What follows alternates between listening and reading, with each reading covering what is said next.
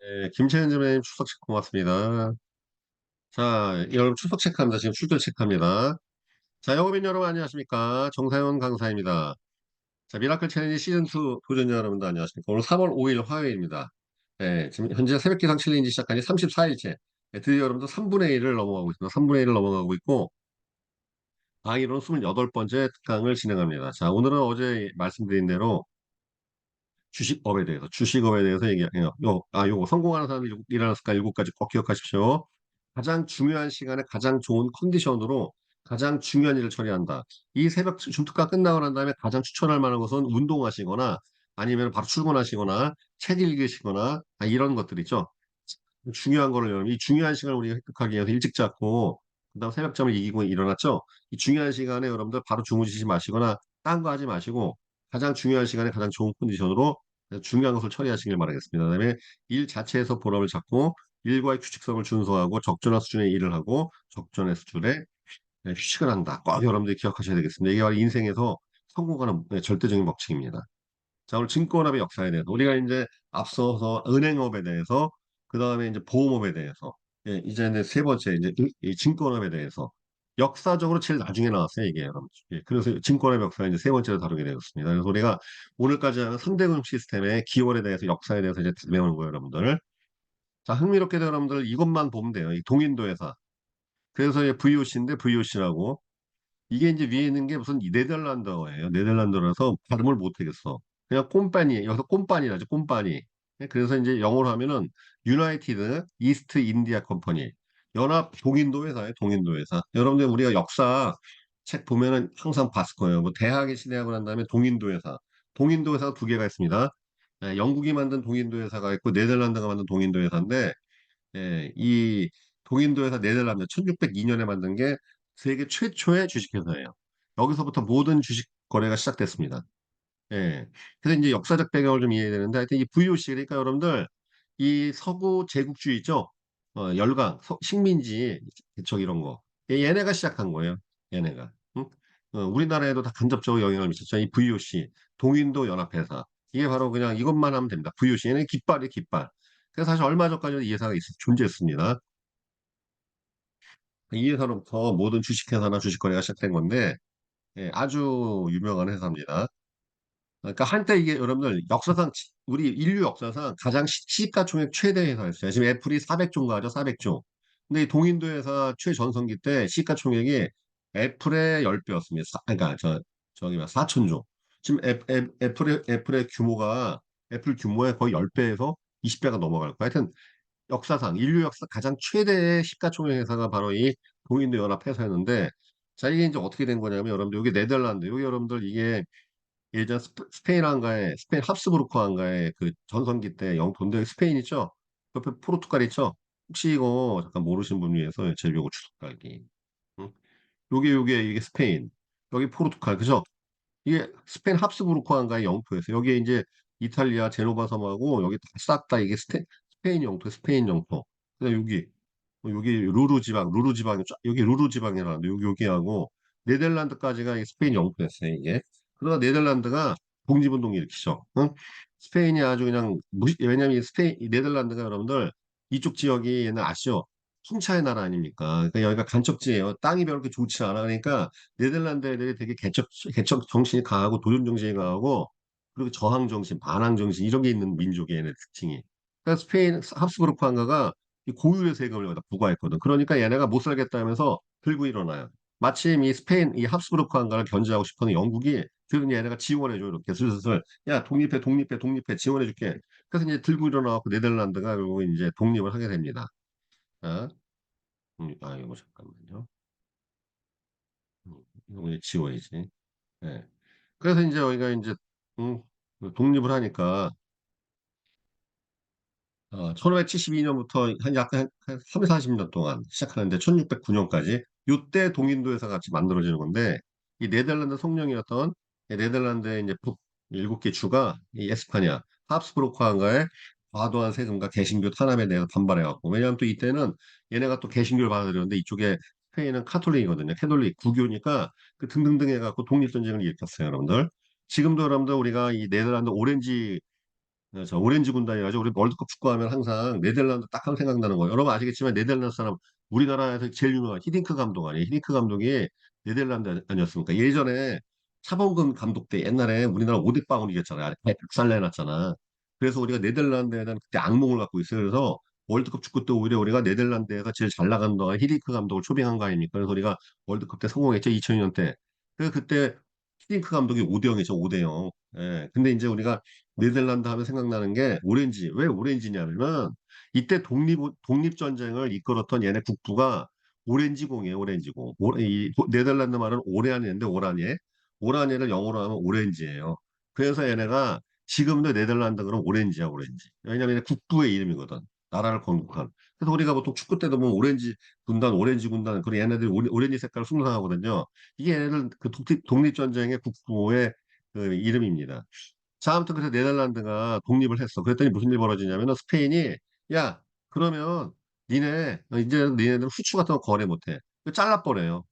왜냐면 그 당시만 해도 여러분들 그 영국이 아직은 스페인의 패권을 못 이길 때였기 때문에 이 포르투갈하고 스페인이 후추 무역을 독점했거든. 아시겠지만 이 시대에는 여러분들 이 최고의 무역품이 후추였거든요. 후추 그러니까 이 당시에 말씀드린 대로 귀족들이나 권력자들은 저녁 식탁에 후추를 얼마큼 올려놓느냐가 권력을 상징할 정도로 아주 중요한 자원이었습니다. 후추, 향신료. 그러니까 이제 네덜란드가 얘네가 이제 땅이 척박하고 그러니까 농사를 짓기가 되게 힘들었어요. 그러니까 얘가 무역 가지고 먹고 살았고 홍어잡이 이런 거 먹고 살았는데 야 이거 새로운 무역 항로 개척회의다 그래갖고 얘네가 이제 새로운 무역 항로 또 개척해요. 이렇게 네덜란드가. 근데 보세요. 원래 이제 포르투갈, 스페인들은 이렇게 마다가스카르 산하고 이렇게 해안을 돌게 돼 있는데 얘네는 스페인하고 만날까 봐 빙 돌아갖고 여기 이렇게 이런 식으로 이제 동남아.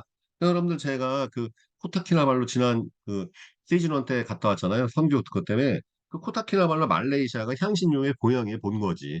그러니까 인도 여기 스리랑카, 말레이시아 이런 이 지역이 여러분들 전 세계 향신료나 모든 것의 고향입니다. 특히 그 제가 그때 갔던 코타키나발루가 후추의 원산지라고 그러더라고요. 그러니까 후추 거기서 굉장히 질 좋은 후추가 거기서 판매됩니다. 그래서 이제 네덜란드가 이걸 이렇게 이제 또 신약로를 개척을 합니다. 그러면서 이제 네덜란드의 신약을 개척하면서 네덜란드가 새롭게 이러한 지중해 무역에, 그러니까 대서양 무역에 이제 뛰어들게 되거든. 완전히 이제 더 나라의 혁명이 생깁니다. 왜냐하면 겨우겨우 이제 이 역사적인 문서에 의하면은 겨우겨우 여길 네 척을 보냈는데 그래서 딱 그 순척 갔던 인원수는 한 200 몇십 명 갔는데 돌아온 인원수는 3분의 1밖에 안 돼요. 그런데 이들이 갖고 온 후추가 4배의 이익을 남긴 거야. 이러면서 이제 난리가 난 거죠. 자, 그때 이제 그 또 비슷한 시기에 영국도 뛰어들어요. 갑자기 동인도 회사라는 걸 설립해갖고 같이 이제 이러한 대서양 무역에 이제 뛰어들거든요. 신항로 개척에. 근데 이때 이 동인도 회사 설립에 자극받은 네덜란드 상인들이 2년 후인 1602년에 이 동인도 회사를 똑같이 설립합니다. 이것이 바로 세계 최초의 주식회사이자 세계 최초의 다국적 기업, 17세기 세계 최대의 회사였습니다. 그리고 자, 보면 16세기 최대 이익을 내는 무역 항로는 인도, 중국, 동남아 항로였다. 후추 등 향신료는 유럽에서 어마어마한 고가. 말씀드렸죠? 이때는 후추가 제일 중요해요, 후추가. 동방에서 가져온 다른 상품도 값비싸게 팔렸다. 1595년 네덜란드 한 무역회사가 포르투갈 독점 상품이었던 동남아시아 상용 무역에 진출했는데 이 첫 항해는 투자자의 무려 4배 수익을 안겨줄 정도로 대성공이었다. 그러니까 무슨 일 벌어져요? 여러분 돈독이 오르면 난리가 나는 거죠. 인류 문명은 결국 이익입니다. 돈 번다 그러면 다 몰려가는 거야. 돈 번다 그러면 다 몰려가는 거야. 응? 그 앞으로의 시대는 뭡니까? 인공지능 돈 된다, 자율주행 돈 된다, 이거 다 몰려가는 거, 기술 개발에서 다 일어나고 이 모습을 본 유럽의 각국 다른 나라 회사들이 이런 동남아시아 무역에 엄청나게 뛰어들죠. 또 출혈 경쟁이 벌어지고 1600년도에 이제 영국 상인들이 협력하여 영국 동인도 회사를 만들었다 그랬죠. 그리고 이때 당시에 비슷한 시기에 스페인으로부터 독립한 대가로 스페인 무역이 중단돼 갖고 국가적인 큰 타격을 입고 있던 네덜란드 정부는 이러한 영국의 동남아시아 무역이 뛰어드는 거 보고서 야, 우리도 한번 또 만들자. 그래서 똑같이 네덜란드와 상인들이 무리가 있어 고민하는 차에 부자들과 국민들의 투자를 받아서 대규모 산단의 이게 뭔 소리냐면은 그래서 이제 영국이 만든 동인도에서는 영국 여왕이 만든 거예요. 왕실 제정에서. 근데 네덜란드는 어떤 나라였냐면 얘네들은 이제 시민사회가 발달한 나라였거든. 얘네 그러니까 오렌지공이라고 오라니공이라고 있긴 있었지만 얘네들이 시민사회가 발달된 나라였어요. 즉 뭐냐면 절대왕정이 아니었어. 약간 공화정 같은 나라였고 영토가 작다 보니까 국가의 재정만으로서 동인도에서 만들기가 안 되는 거예요. 그래서 그래서 아이디어를 짠 거예요. 일반 시민들과 그 국민들한테도 야, 니들도 투자해라. 어. 그래서 주식회사가 나온 거예요. 이것 때문에. 왜 왜냐면 왕실에서 만든 게 독점으로 만든 게 아니라 일반 국민들한테 야, 니들도 같이 투자의 문을 열어준 거지. 이러면서 그 지분 있죠? 이게 바로 주식의 시작이 된 거예요. 이 동인대에서 그래갖고 자, 그런데 돈을 받기 전에 문제가 생겼다. 투자금을 나눌 때 표시를 어떻게 하냐. 그러니까 그전엔 여러분들 이게 지분 구조 이런 게 없었어요. 그래서 이 투자금을 어떻게 하냐. 고민하는 네덜란드는 투자금을 한 곳에 모아놓고 그 자금에 대한 소유권을 나타내는 종이 권리 증서를 만들었다. 이게 주식인 거예요. 이게 주식의 기원. 그래서 동인도에서 주식이라고 적혀 있었다. 바로 이것이 근대 증권의 주식의 시작이었다. 이를 따라서 다른 열강들도 이제 주식회사를 만들기 시작했고. 그렇죠? 여기서 주주들로부터 투자를 받아 이익을 배당한다는 주식회사의 개념이 이때부터 처음 생겼다. 네덜란드 동인도에서는 역사상 최초의 주식회사이자, 그쵸? 네, 그다음 회사의 지분을 판매하는 주식이라는 개념도 이 동인도에서, 그러니까 회사의 지분을 판매하는 이 증권이라는 지분의 개념, 배당이라는 개념, 이런 게 다 이 동인도 회사가 최초인 거예요.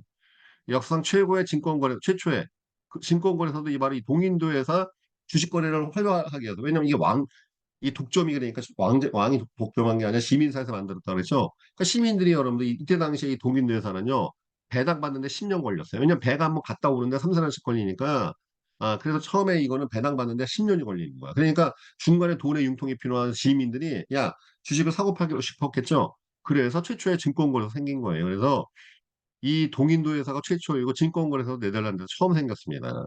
그래서 이런 동인도에서 주식을 거래하게 생겼고 그 다음에 주식을 거래하다 보니까 잉여자금이 생기죠. 잉여자금이 생기니까 그 잉여자금을 예치할 곳이 필요해. 그래서 네덜란드의 암스테르담에 세계 최초의 은행도 생긴 거예요. 이렇게 된 거예요. 스토리가. 그래서 이 근대 금융에서 네덜란드 동인도 회사의 기여를 빼놓고 설명이 안 됩니다. 그래서 여러분들 결국 근대 금융 시스템 있죠. 주식인용이 은행 다 결국 이 동인도에서 연관된 겁니다. 그리고 이 당시에 이 동인도에서는 군대도 보여, 그러니까 거의 국가 같은 권한을 줬어요. 그래서 사실 동남아시아나 이런 아시아 지역에 동인도에서는 군대까지 소유할 수 있고 의회도 있고 그러니까 나라와 같은 그런 개념을 갖고 있었던 세계 최대의 회사였죠. 그래서 이때 당시 여러분 이 동남아시아 약선에 보면 다 싹 다 인도네시아도 다 네덜란드 지배 이 동인도 회사 지배를 200년 이상 받았고 다 그랬어요. 동남아시아. 어, 자, 음. 자, 그래서 이게 지금 그때 VOC, 이 동인도 회사 지역을 말하는데, 우리나라에도 어떻게 영향을 미쳤냐?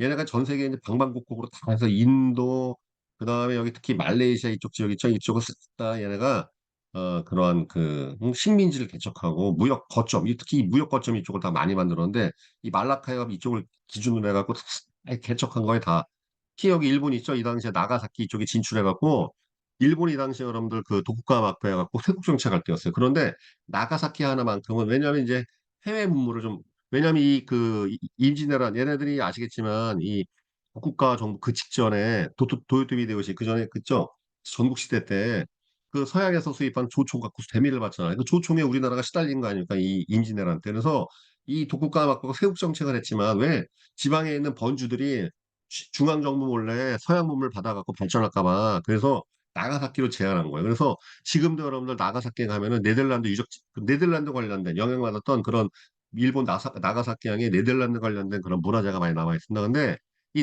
이 동인도 회사 직원이 나가사키 가다가 표류해갖고 우리나라 온 게 하멜, 그 하멜 표류기. 그 우리나라에 대해서 영향을 미쳤어요. 그래서 하멜이 우리나라에서 그때 한 4, 5년 개고생하다 결국은 탈출해갖고 본국에 돌아가서 여행기 쓴 게 하멜 표류기. 그게 원래 나가사키 가려고 하다 풍랑만 나고 우리나라 이쪽 제주도 쪽으로 뛰어내려온 거예요. 이렇게 된 것이죠. 그래서 우리나라에도 어쨌든 이런 동인도 회사가 간접적으로 영향을 미친 부분이 있다. 자, 그래서 이렇게 주식회사가 탄생했다 그랬죠, 여러분들. 자, 그래서 1602년에 세계 최초의 주식회사, 네덜란드 동인도 회사가 설립된 것이고, 그 다음에 그 주식을 거래하기 위해서 1609년에 세계 최초의 증권거래소 설립됐죠. 바로 네덜란드의 암스테르담 은행. 네, 그래서 이게 그전에도 은행이 있었지만, 지금처럼 이게 근대적인 은행이 아니라 어떤 개인적인 은행, 유태인들이나 그런 상공업자들이 만든 그런 조그만 은행이었다면, 세계 최초로 공식화된 정부가 개입돼 있는, 정부가 지불 보증해주는 은행은 이때 처음 생긴 겁니다. 왜? 동인도 회사가 생긴 다음에 거기서 나오는 지분이나 여러 가지 무역이 활성화되면서 시민들이 금전이 많아지니까 그 돈을 국가가 좀 이렇게 흡수할 필요가 있었거든. 그래서 만든 거예요. 네덜란드 암스테르담에 또 같은 시기에 그 증권거래소 설립되고 다 한꺼번에 이렇게 쫙 일어난 겁니다. 그래서 그 다음에 이제 역사적 흐름을 보면 이제 아시겠지만 세계 최초로 이제 미국으로 이제 나중에 태권이 넘어가고 신대륙이 개발되고 청주도가 넘어가고 막 미국이 쫙 하면서 1790년도에 미국 최초의 증권거래소 필라델피아 증권거래소가 여기 못하네 증권거래소가 설립됐고 그다음 1817년에 뉴욕 증권거래소 설립됩니다. 1817년 그러니까 미국은 여러분들 증권이 벌써 역사가 어떻게 된 거예요, 여러분들? 무려 200년 넘어가죠. 그러니까 우리나라하고는 게임도 안 되는 거. 우리나라는 1656년에 한국증권거래소, 지금은 한국거래소, 그냥 한국거래소인데 이름이 바뀌었죠? 2005년에. 그러니까 우리나라하고는 역사적으로도 해도 엄청나게 차이가 나는 거예요. 미국은 이미 세계적으로는 벌써 이제 주식 거래가 언제 무려 400년이 넘게 됐죠. 그리고 미국 같은 경우도 200년 넘는 역사를 갖고 있는데 우리나라는 이제 50년 넘어가고 있는 아주 일천한 역사를 갖고 있습니다. 그 당시에 우리나라 증권거래소 설립됐을 때 우리나라 12개 종목이 있었어요. 경성전기, 남선전기, 대한조선공사, 대한해운공사, 조흥은행, 동아약품, 한국산업은행, 경성방직, 한국저축은행, 조선운수, 그다음 조선흥원부모 이렇게 약한 12개. 우리나라에게 최초로 상장된 종목이 있어요. 12개 종목. 그런데 재미있게도 여러분들 지금까지 남아있는 종목이 싹 다 없어지거나 상폐되거나 인수합병되거나 그러는데 지금까지 남아있는 종목이 있습니다. 이 중에서 남아있는 종목이 아실지 모르겠지만 이 중에 남아있는 종목이 지금도 있으니까 우리나라에 1956년도에 처음에 설립이 돼가 이 상장된 주식이 지금도 나와 있습니다. 주식이 딱 두 개 있습니다. 하나가 동아약품이에요. 이 동아약품이 1950년도 주식 상장돼 있었던 종목인데 지금도 있어요. 부채포 동아약품 아시죠? 활명수, 판코레스. 요즘에 편의점 가면 판코레스, 판코레 감기약 아시죠? 후시딘. 이거 파는 회사가 바로 동아약품. 이 회사가 여러분들 100년 넘은 회사예요. 부채표. 부채표 동아약품 아시잖아요. 그렇죠?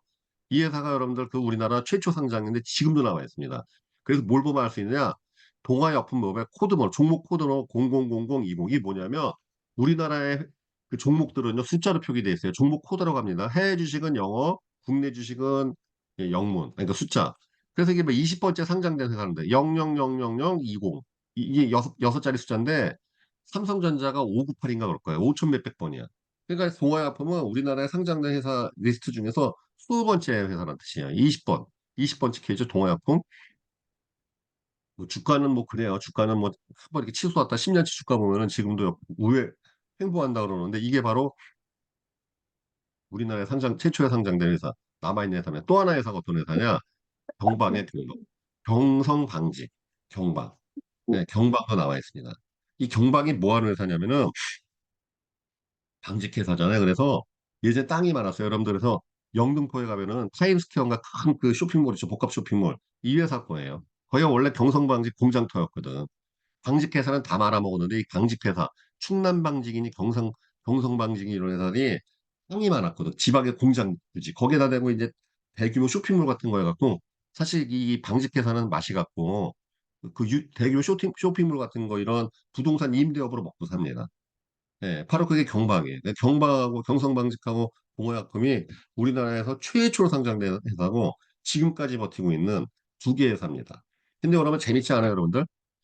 자, 그래서 오늘 이게 주식에 대한 얘기를 그냥 쑥 훑어서 그냥 했죠. 그러니까 이 동인도 회사만 기억하면 돼요. 동인도 회사 결국은 주식회사의 모체였던 것이고, 그리고 네덜란드라는 나라의 그 시민사회가 이런 주식회사의 이러한 응?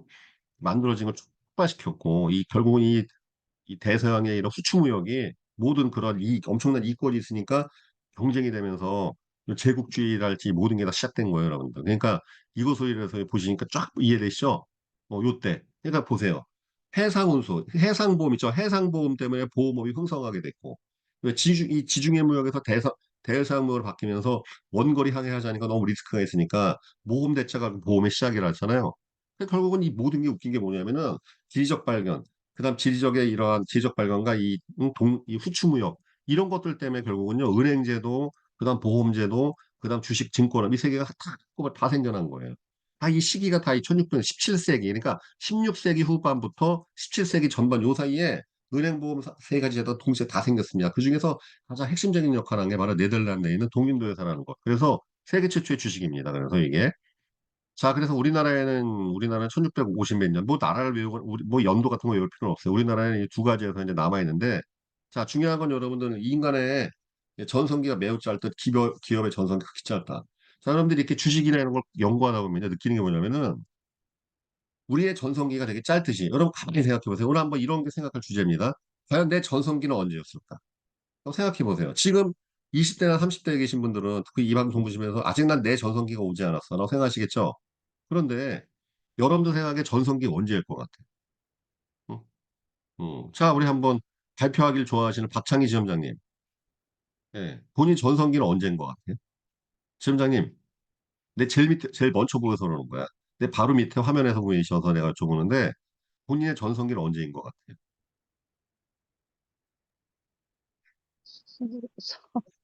예? 네. 본인의 전성기는 언제인 것 같으냐고요? 지났습니까? 지금입니까? 앞으로 올 것 같습니까? 아, 전 지금입니다. 지금이십니까? 왜 지금이라고 생각하세요? 아, 현재 제가 지금 존재하고 있으니까 지금이죠. 아유, 지극히 아주 철학적인 답변 감사합니다. 예, 좋습니다. 네, 그래요. 네. 여러분 생각해 보세요. 내 전성기가 과연 언제였을까? 생각해 보세요. 근데 여러분들 우리가 전성기가 되게 짧아요. 그게 길지가 않아. 뭐 보험 영업도 그렇고 시절 좋을 때는 보니까 되게 짧아 특징이. 그런데 더 재밌는 건 뭐냐면 거대 기업들의 전성기는 더 짧아요. 왜? 여러분 가만 생각해 보세요. 1950 몇 년도에 이렇게 거래소가 생긴 다음에 얼마나 많은 회사가 상장된지 모릅니다. 그런데 여러분들 30년 이상 버틴 회사도 찾기가 쉽지가 않아요. 그 많지가 않아요. 그 거대 기업들도 이대를 거치기가 힘들다고 싹 없어지고 망해요, 여러분들. 어. 그러니까 여러분들 우리 2, 30년 전만 해도 보면은 주요 상장회사들 다 없어지고 대우그룹이니 한부철강이니 싹 없어지고 다 없어지고 그쵸? 못 버틴다고 요 세월의 흐름을.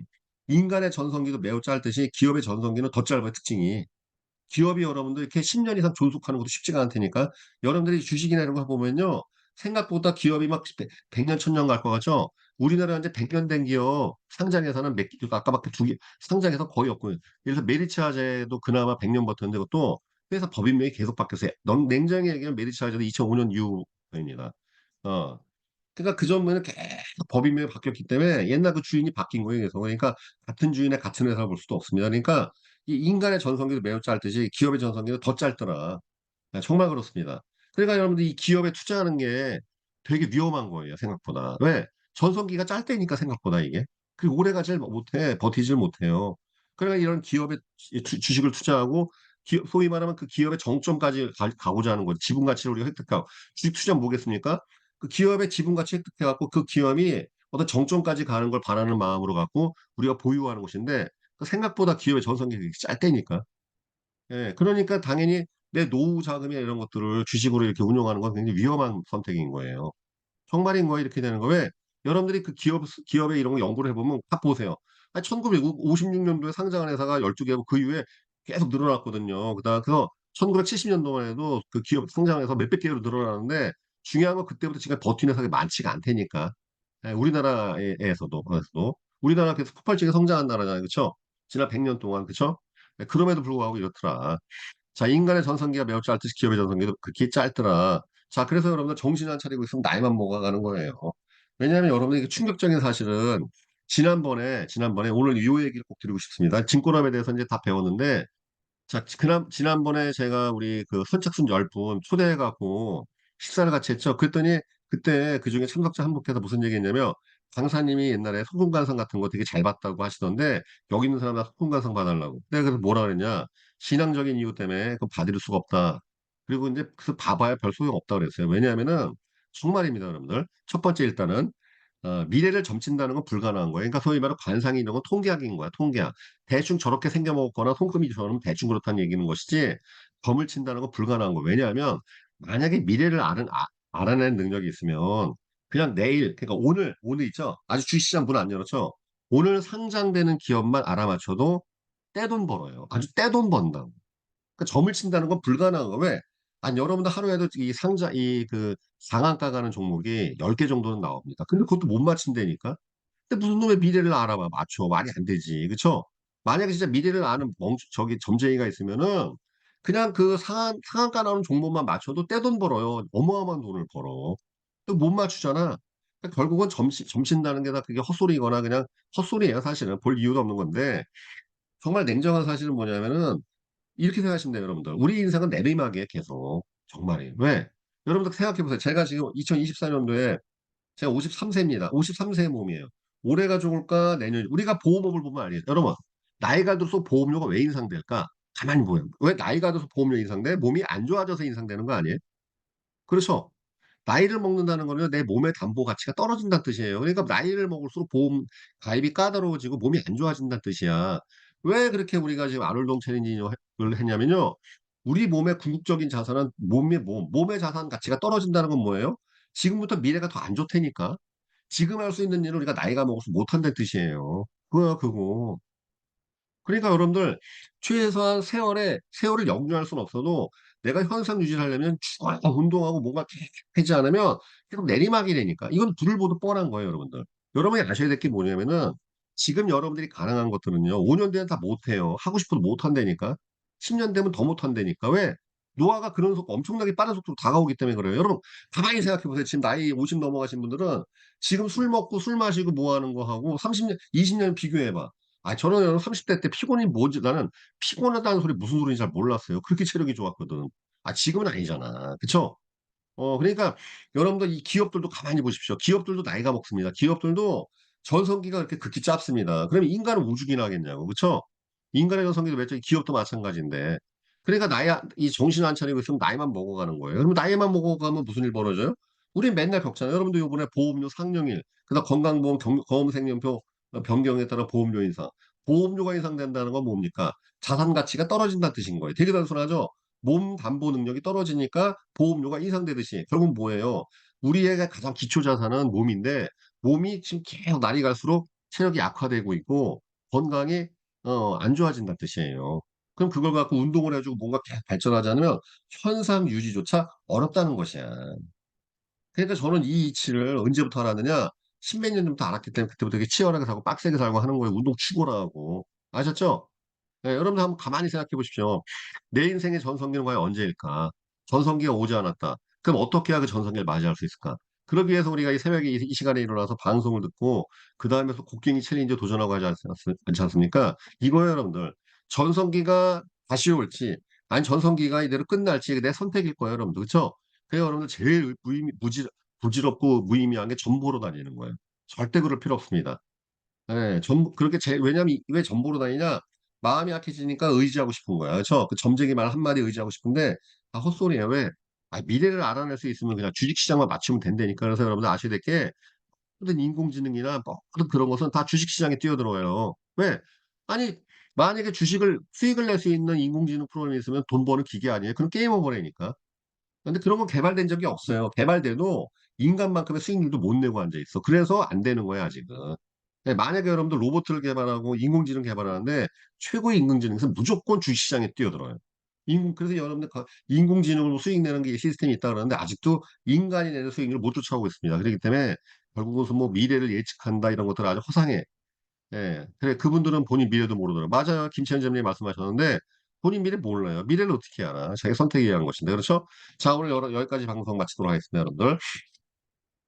자, 오늘 여러분들 그래서 이제 우리가 지금까지 은행업의 시작, 보험업의 시작, 주식업의 시작 세 가지를 봤습니다. 그래서 우리가 역사에 대해서 이해했으면 앞으로 어떤 부분을 다뤄드릴 거면 이제 시사적인 문제, 신문 기사에 나오는 주식에 대한 정보 이런 것들 가지고 종목에 대한 얘기 다 풍성하게 이어가도록 하겠습니다. 내일은 아마 이거 할 건데 뭐냐면 여러분들 지금 BTS 있죠? 방탄소년단. 예, 거기에 그 하이브 방시혁 의장이 그 SM 엔터테인먼트 주식을 함부로 인수했다 크게 망하게 생겼는데 이런 것들 그 신문기사에 흥미로운 기사가 있는데 그걸 보고서 거기에 나온 내용들이 무슨 내용인지 이해해 보도록 하겠습니다. 그리고 우리나라 엔터 사람의 흥망성쇠에 대해서 그러니까 여러분들 이 주식 투자라는 것은요 여러분들 금융업이라는 것은 이런 흐름을 이해해야 돼. 배경 스토리를 모르면 그 주식 신문 기사를 이해할 수가 없는 거야. 그럼 여러분 가만히 생각해 보세요. 어쨌든 여러분 은행업과 지금 주식업과 보험업에 대한 스타트, 역사적인 배경과 기원에서 배우다 보니까 저절로 세계 역사, 흐름, 뭐 제국주의랄지 식문지경 이런 거에 대해 눈을 뜨게 되죠. 그러니까 이런 거예요. 바탕에 그런 지식들을 알고 있어야지만 신문 기사 보면 유추가 되는 거야. 저게 저거였구나. 그렇죠? 그럼 이러면 재미있겠죠, 여러분들. 이거예요, 여러분들. 그래서 이러한 그 금융이나 이런 것도 복잡한 게 아니라 배경 지식을 모르기 때문에 저게 왜 탄생했는지 왜 주식회사 제도가 설립됐는지 그 모르니까 우리가 답답하고 이해가 안 되니까 보기 싫은 거지 내용과 그 바탕 스토리의 여백을 알게 되면 그렇게 재미있고 흥미진진합니다. 왜? 돈에 관련된 얘기가 제일 재밌는 거예요. 우리가 맨날 궁금한 게 누가 돈을 벌었다, 누가 망했다, 새로운 기회나 저게 픽 아이템이다 이런 거 아니겠습니까? 이거예요, 여러분들. 그쵸? 그러니까 우리는 어떤 사업을 하는 사람입니까? 왜 보험이 돈이 되는지, 왜 보험을 가입하는 것이 이득이 되는지 그것을 끊임없이 고객들하고 공유하고 교류하고 그들에게 알려주는 업을 하고 있는 것이죠. 여러분 오늘 하루도 소비자들에게 보험에 대한 인식을 개선시키시고 여러분들이 지금 알고 있는 배운 보험 철학을 소비자와 공유하면서 오늘도 비즈니스 멋지게 하시는 하루 되시길 바라겠습니다. 자, 여러분들 오늘 3월달 매우 중요한 몇 번 강조했죠? 3월이 매우 그러니까 항상 상반기 영업은 3월달에 결판나는 거예요. 내가 올해 억대 연봉이 될지 안 될지는 3월달 실적을 보면 딱 정확히 답이 나와요. 네, 매진하시고 하루하루 아주 죽어라 일을 하십시오 하셨죠? 네, 여러분 파이팅 하시고 건강하시고 오늘 3월의 화요일 방송 이상으로 마치도록 하겠습니다. 마무리하겠습니다. 감사합니다. 박수로 마무리하겠습니다.